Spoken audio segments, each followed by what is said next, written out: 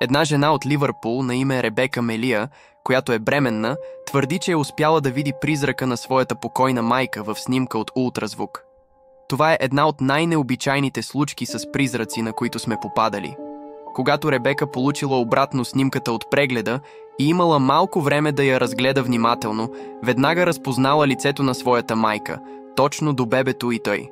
За съжаление, Ребека загубила майка си заради рак на бъбреците, малко преди да забременее.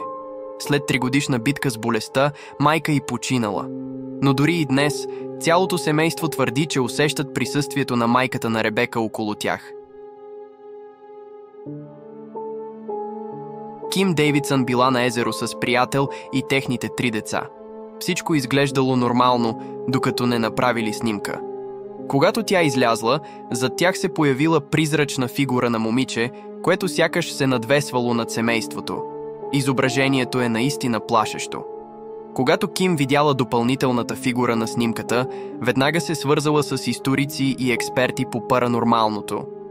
Те стигнали до заключението, че това може да е духът на Дорин О'Саливан, момиче, което се удавило в езерото още през 1913 година. Следващата снимка, направена от известните Ед и Лорейн Уорън, твърди, че показва призрака на 9-годишния Джон Дефео. Дефео, заедно с брат си, 2 сестри и родителите си, били убити от по-големия си брат Роналд в техния дом в Амитивил. Ед и Лорейн Уорън били експерти по паранормалното и влязли в къщата, където заснели това изображение с камера, която постоянно правила инфрачервени снимки през нощта. Тази снимка, направена в Националния морски музей в Гринуич, Англия, ясно показва призрачна фигура, която държи перилото на стълбището на Тюлип.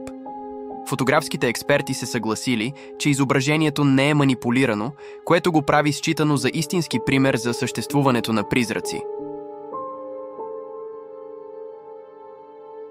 Цифрова снимка показва призрачна фигура, която докосва едно от двете момичета на снимката, но никой не е бил там. Двете момичета на тази снимка, направена в Манила, Филипините, не са съобщили, че са виждали някого или че са усещали присъствие, когато е била направена снимката. Тя е заснета с цифрова камера, така че не може да е резултат от двойна експозиция. Белият силует на тази снимка се смята, че е някакъв вид ангел, който наблюдава Роуз Бенвенуто, участничка в автомобилна катастрофа. Тя споделя, че само чудо е могло да й помогне да оцелее след инцидента, а ето че на снимката на пожарникарката Шарън Бу се вижда фигура, подобна на ангел. Уилям Мъмблър е признат за създателя на първата снимка, която показва призрак през 80 и 60-те години. Но всъщност това не е бил призрак, а просто случайно двойно експониране на негатив, докато е правил снимка на себе си. Предприемчивостта му позволила да превърне това в бизнес, където членовете на обществото можели да получат портрет с изображение на покойни роднини.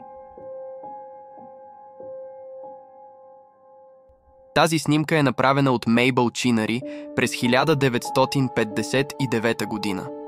Тя показва съпруга и в колата, но на задната седалка се смята, че е призракът на покойната и свекърва.